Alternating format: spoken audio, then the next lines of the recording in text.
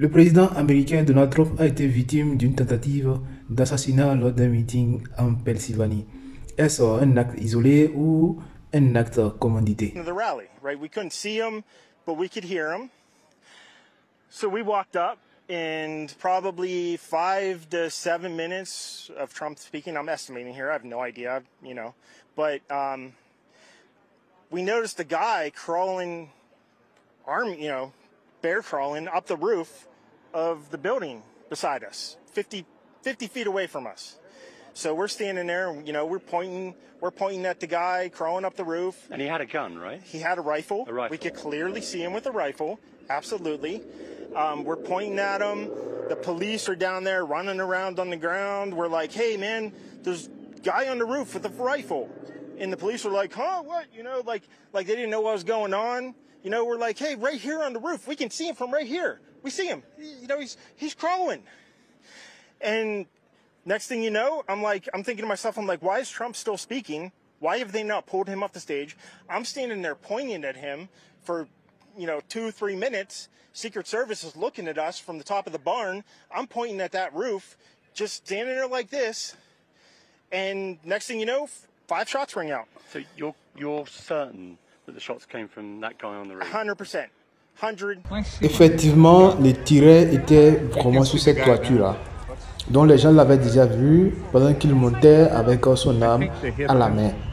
Et personne n'a signalé ça. Donc c'est beaucoup suspect.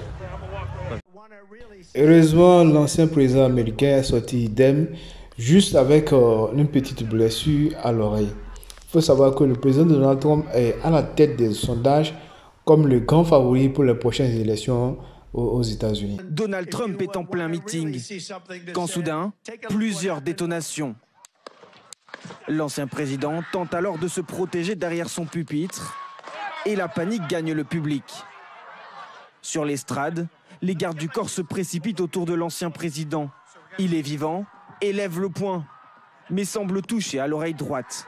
Donald Trump est ensuite rapidement escorté de l'estrade jusqu'à sa voiture et mis en sécurité par les services secrets américains sous les acclamations de ses partisans. Selon les médias américains, au moins une personne du public aurait été tuée, tout comme le tireur présumé. J'ai entendu les coups de feu. J'ai d'abord cru qu'il s'agissait de pétards. Quelqu'un là-bas criait « On lui a tiré dessus, on lui a tiré dessus !» Je me suis donc rendu sur place. J'ai dit « Je suis médecin urgentiste, laissez-moi vous aider ». Le type avait reçu une balle dans la tête. Il y avait beaucoup de sang. Alors c'est très rare, très rare de voir une tentative d'assassinat contre un ancien président américain d'être un fait isolé. Le président qui est au pouvoir actuellement, le président Joe Biden, est très critiqué actuellement pour sa gestion des conflits à travers le monde. D'abord, la guerre en Ukraine, ensuite le génocide qui se passe actuellement dans la bande de Gaza. Alors, il y a aussi des questions de cherté de vie aux États-Unis. Tous ces éléments réunis font de Donald Trump le grand favori pour les prochaines élections aux États-Unis. Ce sont là les causes de cette tentative d'assassinat.